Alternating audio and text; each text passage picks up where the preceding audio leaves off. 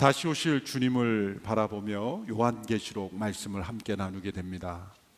요한계시록은 처음부터 끝까지 예수 그리스도에 대한 책입니다. 요한계시록 1장 1절의 말씀에 예수 그리스도의 계시다라는 말씀으로 시작을 합니다.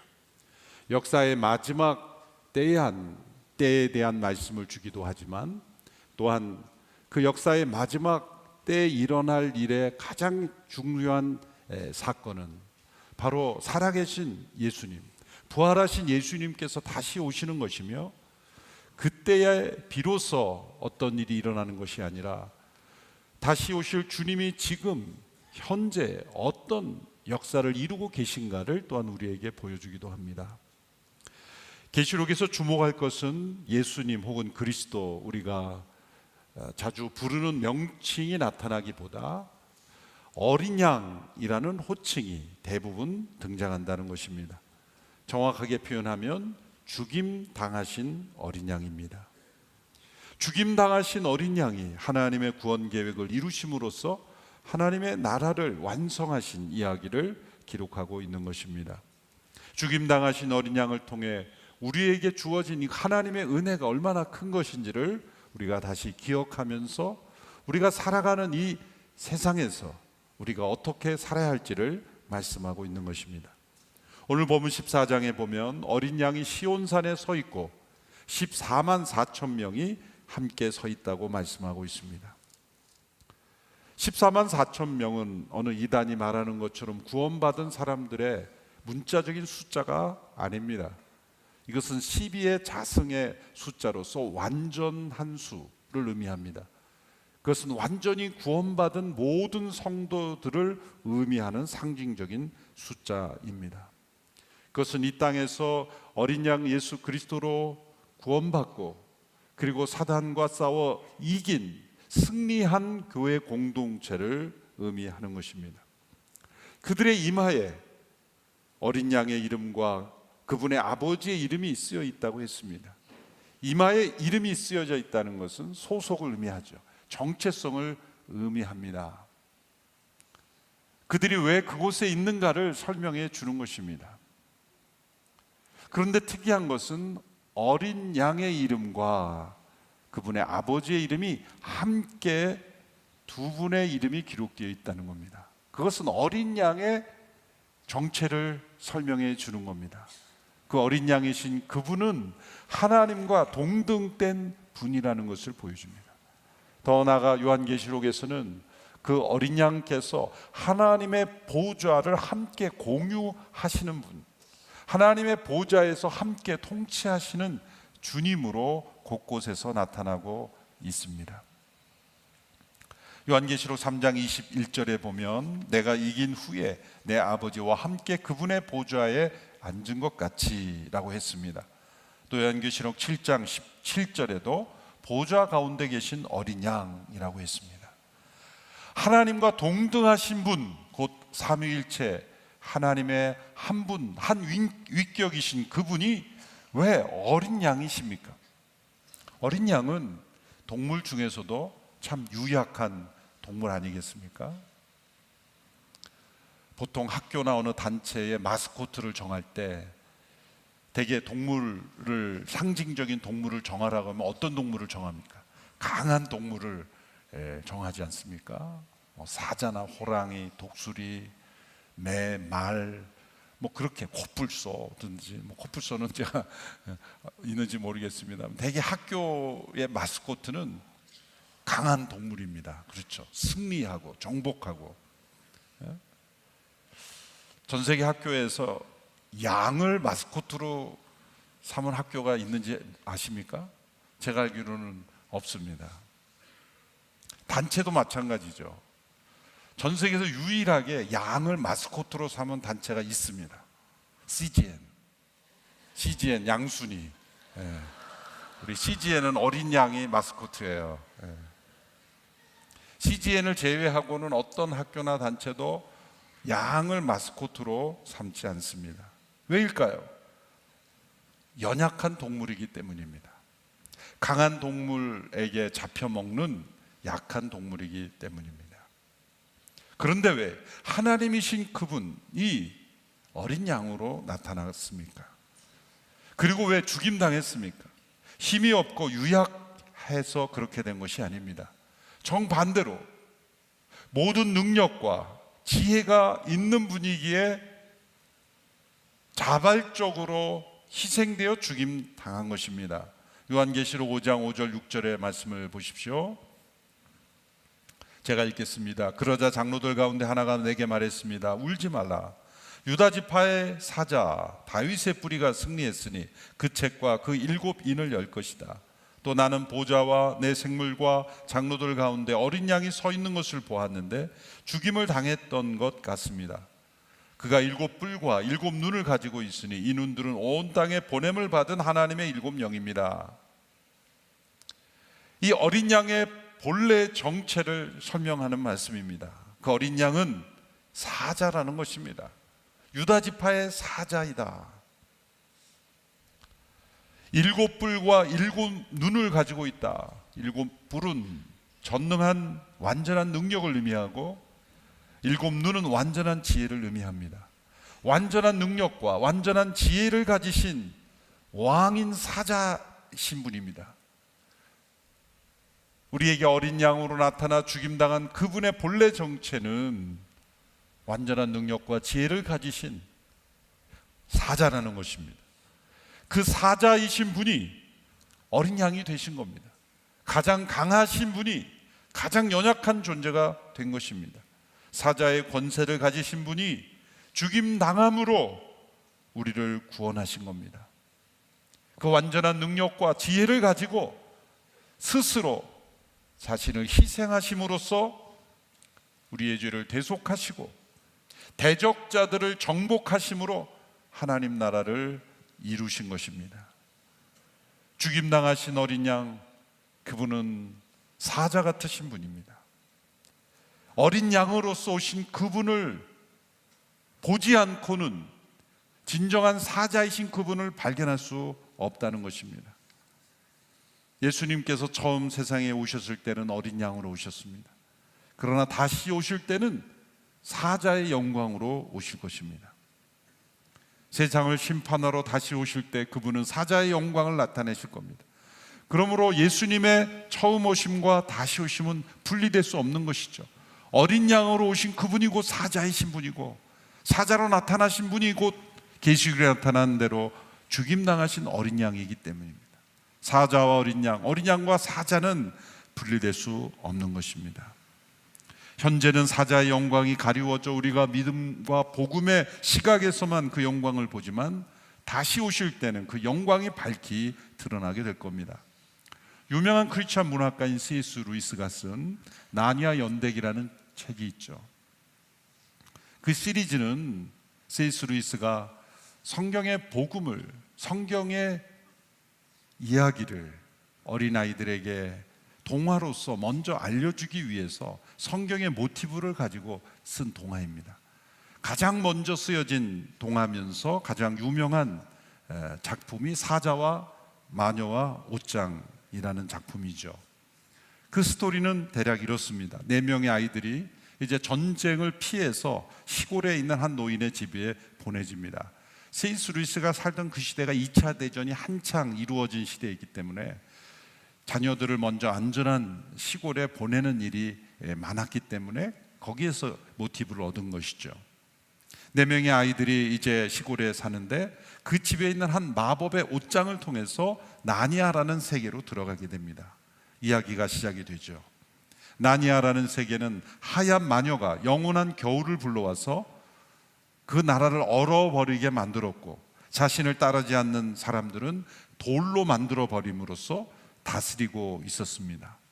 이 4남매 중 셋째인 에드먼드가 마녀를 만나게 되고 유혹에 빠져서 이제 스스로 자발적으로 마녀를 따라가게 됩니다. 아마 쿠키를 가지고 유혹했던 것으로 기억합니다. 이제 에드먼드를 구하기 위해서는 위대한 사자 아슬란의 힘이 필요했습니다. 아슬란은 마녀와의 거래를 통해 자신의 목숨을 내어주기로 합니다. 그리고 에드먼드를 놓아주도록 합니다. 마녀는 돌 탁자에서 아슬란을 찔러 죽이죠.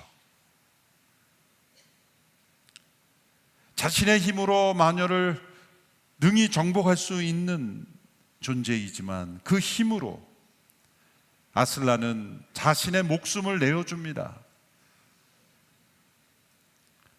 그러나 놀라운 것은 그 아슬란이 부활합니다. 아래 사진이 이제 부활할 때의 모습이죠.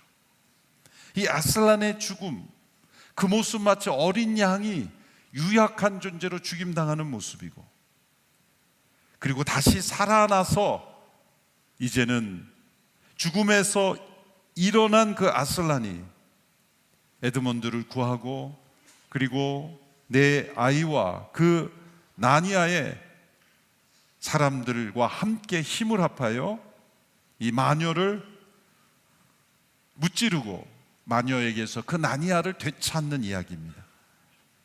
내 아이들은 나니아의 왕과 여왕이 되어 다스리다가 이제 현실로 돌아오면서 이야기가 끝나죠. 사자인 아슬란이, 강력한 힘을 가진 아슬란이 에드먼드를 구하기 위해 자진해서 마녀에게 어린 양처럼 죽임당하는 것, 이것이 바로 죽임당하신 어린 양 예수 그리스도의 모습이고, 그 죽음에서 부활하심으로, 부활의 생명으로 이제 믿는 이들에게 그 생명을 나누어 줌으로써 위대하신 하나님의 나라의 주권을 회복하고 하나님의 통치를 회복하는 이야기, 이것이 성경에 나타난 복음의 이야기입니다. 사자이신 그분이 어린 양으로 죽임당하심으로 승리하신 이야기입니다. 그래서 요한계시록에서는 계속 어린 양에 대한 메시지를 주고 있는 거예요. 이것은 지금 천상에 계신 어린 양일 뿐만 아니라 우리에게 능력을 주시는 어린 양이기에 이러한 환상을 보여주는 것입니다. 어린 양에 의해 구속받은 이들은 이제 어린 양을 따르는 이들입니다. 그 내 아이들과 나니아의 시민들이 아슬란을 따라 승리했듯이 어린 양을 따르는 이들로 우리가 이 땅에서 살아가는 것입니다. 요한계시록 14장 4절 후반부의 말씀을 우리 함께 읽어보겠습니다. 시작. 그들은 어린 양이 가는 곳이면 어디든지 따라가는 사람들이며 하나님과 어린 양에게 바쳐진 첫 열매로 사람들 가운데서 구속함을 받았습니다. 어린 양이 가는 곳이면 어디든지 따라가는 사람들, 이것이 교회의 정체성입니다. 교회란 어린 양을 따르는 사람들입니다. 오늘 본문에는 세 가지 모습으로 어린 양을 따르는 사람들의 모습을 표사합니다. 첫째는 새 노래를 부르는 사람들이라는 것입니다. 2절 3절의 말씀을 우리 같이 한 목소리로 읽어보겠습니다. 시작. 또 나는 하늘로부터 많은 물소리 같고 큰 천둥소리 같은 소리를 들었습니다. 내가 들은 그 소리는 하프 켜는 사람들의 하프 소리 같았습니다. 그들은 보좌 앞과 내 생물과 장로들 앞에서 새 노래를 부릅니다. 그러나 땅에서 구속함을 받은 14만 4천 명 밖에는 아무도 그 노래를 배울 수가 없습니다. 어린 양에 의해 구속받은 14만 4천 명 외에는 아무도 그 노래를 배울 수가 없다. 그 노래가 무슨 노래인지 알 수도 없고 배울 수도 없다는 것입니다. 오직 어린 양의 죽음으로 구속받은 이들만 부를 수 있는 노래, 그것이 새 노래라는 것입니다. 이 노래가 큰 천둥소리 같고 많은 물소리 같다 그랬습니다. 모든 시대에 구속받은 모든 이들, 각 나라와 족속과 백성과 방언에서 셀 수 없는 큰 무리가 부르는 노래이기에 이렇게 많은 물소리가 같고 천둥소리와 같다는 것입니다. 이 노래는 천상에서만 불려지는 노래가 아닙니다. 이 땅에서도 불려지는 노래입니다. 우리가 세상을 이길 힘이 어디에서 옵니까? 새 노래를 부를 때 얻어집니다. 예배 공동체입니다. 찬양 공동체입니다. 경배 공동체입니다. 어린 양을 따르는 사람들은 새 노래를 부르는 사람들입니다. 세상의 노래는 때로 슬픔을 노래하고 어떤 서정적인 감정을 표현하고 때로는 신세를 한탄하고 이별을 슬퍼하고 또 자기가 가진 어떤 성취를 기뻐하고 그런 노래들입니다. 그러나 이 노래는 새 노래입니다. 어린 양의 죽음으로 구원받은 이들이 부르는 노래, 그 심령으로 부르는 새 노래입니다. 선교사님들이 사역을 감당할 수 있는 힘은 어디에서 옵니까? 새 노래를 부를 때입니다. 여러분은 인생의 어려움과 고난 속에서 세상의 노래도 때로 위로가 될 수 있습니다만 진정한 궁극적인 힘은 주지 못합니다. 우리를 이 세상을 이길 힘은 어디에서 얻습니까? 어린 양에 의해 구속받은 이들이 부르는 새 노래입니다. 이 새 노래의 내용이 요한계시록 5장 9절 10절에서 이렇게 나옵니다. 제가 읽어보겠습니다. 그들은 새 노래를 부르며 말했습니다. 주는 그 책을 주의 인들을 떼기에 합당하십니다. 이는 주께서 죽임을 당하심으로 주의 피로 모든 족속과 언어와 백성과 나라들로부터 사람들을 하나님께 구속해 들이셨고 그들로 우리 하나님께 나라와 제사장들이 되게 하셨으므로 그들이 땅 위에서 왕노를 하게 될 것입니다. 새 노래의 주제는 하나님의 주권의 회복입니다. 하나님의 통치의 회복입니다. 원수 대적을 이기시고 승리하신 하나님께 대한 찬송입니다.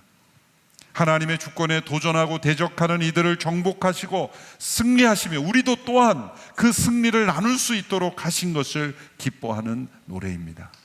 새 노래를 부르는 이들은 그러므로 세상을 이기는 승리를 기뻐하는 것입니다.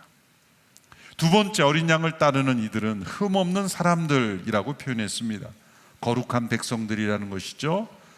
14장 4절 전반부와 5절의 말씀으로 연이어서 우리 함께 읽어보겠습니다. 시작. 그들은 여자들로 더불어 자신을 더럽히지 않은 사람들이니 이는 그들이 정절을 지켰기 때문입니다. 5절. 그들의 입에서 거짓을 찾을 수 없으니 그들은 흠없는 사람들입니다. 자신을 더럽히지 않고 흠이 없다는 것은 죄가 없다는 뜻이 아니라 어린 양의 죽음으로 죄사함을 받았기 때문입니다. 어린 양의 죽음이 어떤 죽음인가? 우리 모든 죄인들이 담당해야 될 하나님의 진노와 심판을 대신 담당하신 죽음인 것입니다. 그러면 하나님은 우리를 흠 없는 자로 간주하시는 겁니다. 어린 양의 죽음으로. 우리가 죽어야 될 그 죽음을 어린 양이 대신 담당하셨기에 우리에게 흠 없다 하시는 선언을 주신 겁니다. 값없이 의롭다함을 받은 것이죠. 요한계시록 7장 13절 14절에 이렇게 나와 있습니다. 후반부에 보시면 이들은 14절입니다. 큰 환난으로부터 나오는 사람들인데 그들은 어린 양의 피로 그들의 옷을 씻어 희게 했습니다. 어린 양의 피로, 붉은 피로 씻었는데 그 옷이 희게 되었다는 겁니다. 이것은 어린 양의 죽음으로 흘려진 그 보혈이 우리의 죄를 사하시는 보혈이며 그 피가 우리의 죄의 대가로 흘려진 것이므로 우리를 흰 눈처럼 희게 여기시며 우리를 의롭다 하신 하나님의 선물을 가리키는 것입니다. 이렇게 어린 양의 보혈로 의롭게 된 이들은 자신을 더럽히지 않습니다. 그 은혜를 입은 사람들은 정절을 지킵니다. 14장 4절에서 여자들과 더불어 자신을 더럽히지 않았다라는 것은 이 요한계시록에서 큰 음녀로 표현되는 바벨론, 그것은 로마 제국과 같이 황제를 숭배하고 이 세상에서 하나님을 대적하는 그런 스스로 자신을 높이는 그러한 이들로 인해서 자신을 더럽히지 않았다는 거죠. 물론 이 세상에 더럽고 음란하고 악한 세상에서 자신을 지키는 것도 포함되어 있는 것입니다. 왜입니까?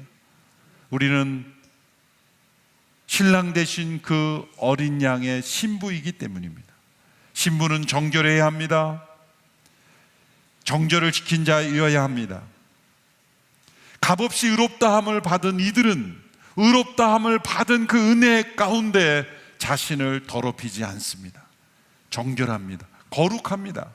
이것이 우리의 능력입니다. 세 번째로 어린 양을 따르는 이들은 죽기까지 인내하는 사람들입니다.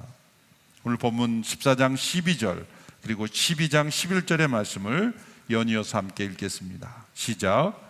성도들의 인내가 여기에 있다.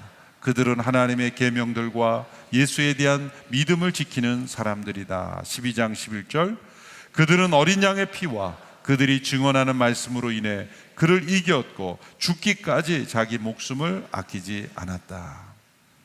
어린 양을 따르는 이들은 어린 양이신 그분이 죽기까지 인내하심으로 하나님의 구원 계획을 이루신 것처럼 죽기까지 인내함으로써 하나님의 뜻을 이루는 삶을 사는 것입니다. 우리 선교사님들이 선교지에서 가장 요구되는 것은 무엇일까요? 인내이죠. 하루하루 그곳에서 살아가는 것, 그것 자체가 인내입니다. 잠시 며칠 여행하는 것도 힘든 지역에 매일매일 그곳에서 살아가는 것, 믿음의 인내입니다. 때로 핍박이 있고 때로 고난과 환난이 찾아올 때는 더 큰 인내가 필요한 것이죠. 왜 요한계시록에서 성도들의 믿음의 인내를 말하는 것일까요? 요한이 밤모섬에서 이 환상을 보고 계시록을 쓸 때는 도미티안 황제, 로마 황제가 자신을 신으로 숭배하도록 강요하던 시대였습니다. 로마의 황제를 퀴리오스 주님이라고 부르지 않으면 죽여버리는 그런 끔찍한 시대에 그리스도인들은 아니요, 로마 황제가 아니라 예수님이 나의 주님이시오라고 고백해야만 했습니다. 성도들은 그러한 시대에 믿음으로 인내해야 했습니다. 사랑하는 가족, 사랑하는 성도들, 사랑하는 친구들이 신앙의 고백이라는 한 가지 이유 때문에 죽어갈 때 그들은 인내해야만 했습니다. 믿음을 끝까지 지키는 인내입니다. 자신들이 만난 어린 양 예수 그리스도, 그분의 피로 구속받은 이들은 자기 목숨을 아끼지 아니하고 끝까지 믿음으로 인내했습니다. 그래서 13절에서는 주 안에서 죽는 사람들이 복이 있다라고 말씀했습니다. 그렇게 믿음을 지키다가 죽임당한 사람들을, 세상 사람들을 볼 때는 바보 같은 사람들이다라고 말할지 모르지만 요한계시록에서는 복이 있다라고 말씀했습니다. 이 땅에서 아무런 고난 없이 평안하게 살다가 주님을 만난 사람과 이 땅에서 주님의 증인으로서 믿음의 인내를 지키며 살아가는 사람들이 만나는 죽음은 다른 것입니다. 주 안에서 죽는 사람은 복되다라고 말씀했습니다. 이 계시록을 쓴 요한 자신도 1장 9절에 보면 환난 가운데 인내하고 있었음을 봅니다. 1장 9절에 보면 여러분의 형제이며 예수 안에서 환난과 나라와 인내를 함께 나누는 사람인 나 요한은 하나님의 말씀과 예수의 증언 때문에 밤모섬에 있었습니다. 요한도 환난 가운데 인내하고 있었습니다. 그러므로 사도 요한을 통해서 말씀하고자 하는 것은 무엇입니까? 예수 그리스도 안에서 만나는 환난은 하나님께서 우리를 버리셨음을 의미하는 것이 아니다. 도리어 참 자녀임을, 구속받은 참 백성임을, 참 14만 4천에 속한 백성임을 증거하는 표시라는 것을 말씀합니다. 하나님께서는 우리에게 고난을 없애주시지 않고 고난 속에서 어린 양을 따르며 믿음의 인내를 경험하며 주 안에서 복된 죽음을 맞이하도록 인도하십니다. 어떤 삶이 복된 죽음을 맞이하는 것입니까? 아무런 고난 없이 평안하게 그저 건강하게만 살다가 우리는 죽음 맞이하는 것을 복되다라고 말하죠. 물론 복입니다. 그러나 그 복이 영원한 복일까요? 거기에서는 다릅니다. 영원한 나라에서까지 이어지는 복은 바로 고난 속에서도 믿음의 인내를 지키며 죽기까지 인내하며 그리스도의 증인으로 살아가는 삶, 그것이 주님 앞에 서게 될 때 어린 양을 따르는 이들로서 참으로 복된 삶이 아닐까요? 우리 선교사님들은 그러한 삶을 선택한 것이죠. 어린 양을 따르는 자들로 어린 양이 어디로 가든지 그 길을 따라간 겁니다. 그 어린 양은 하늘 보좌에만 계신 분이 아니라 성령 안에서 우리의 삶으로 지금 인도하고 계신 겁니다. 그래서 그 어린 양을 따라 그분이 인도하시는 대로 걸어가고 있는 것입니다. 믿음의 인내로 걸어가고 있습니다. 우리 모든 성도들은 어린 양을 따르는 이들로서 이곳에 있지만 우리 선교사님들과 함께 동역하며 후원하며 어린 양을 따르는 이들이 되어야 합니다. 새 노래를 부르며 자신을 더럽히지 않으며 죽기까지 인내하며 믿음을 지킴으로 우리는 어린 양을 따르는 이들이 되어야 합니다. 선교지에서 복음과 하나님 나라를 증거하고 있는 우리 선교사님들과 함께 어린 양을 따르는 저희들이 되기를 축원합니다. 아까 불렀던 찬송 나는 어린 양을 따르리 찬송을 부르고 말씀을 맺겠습니다. 나는 어린 양을 따르리.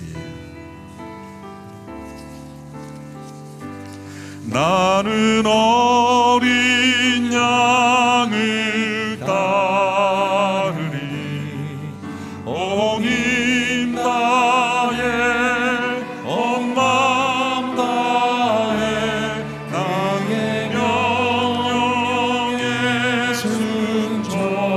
순종하리. 나는 어린 양을 따르리. 다시 한번 나는 어린 양을 따르리. 나는 어린 양을 따르리 온 힘 다해 온 마음 다해 그의 명령에 순종하리. 나는 어린 양을 따르리. 사랑하는 주님, 사자이신 그분이 어린 양이 되심으로 우리를 구속하셔서 이제 이 땅에서 어린 양을 따르는 이들로 살아가게 하시니 감사합니다. 온 마음 다해 온 힘 다해 어린 양이 가는 곳에 따라가는 저희들 되게 하여 주옵소서. 예수님의 이름으로 기도하옵나이다. 아멘.